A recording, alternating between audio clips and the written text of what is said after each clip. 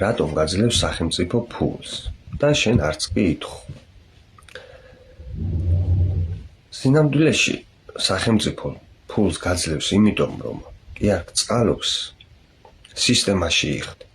თუ მუშაობთ და გადასახადს იხდით, არსებობს დახმარებები, რომელთა მოთხოვნაც შეგიძლიათ.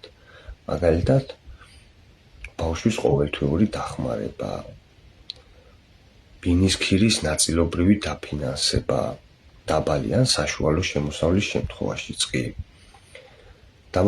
დამატებითი დახმარება ოჯახებისთვის, შტოიერკლარის საგადასახადო დეკლარაცია, რომლის შემდეგაც შეიძლება ფული დაგიბრუნდეს.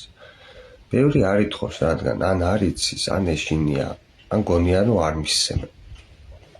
გერმანიაში დახმარებას სირცხვილი არ არის.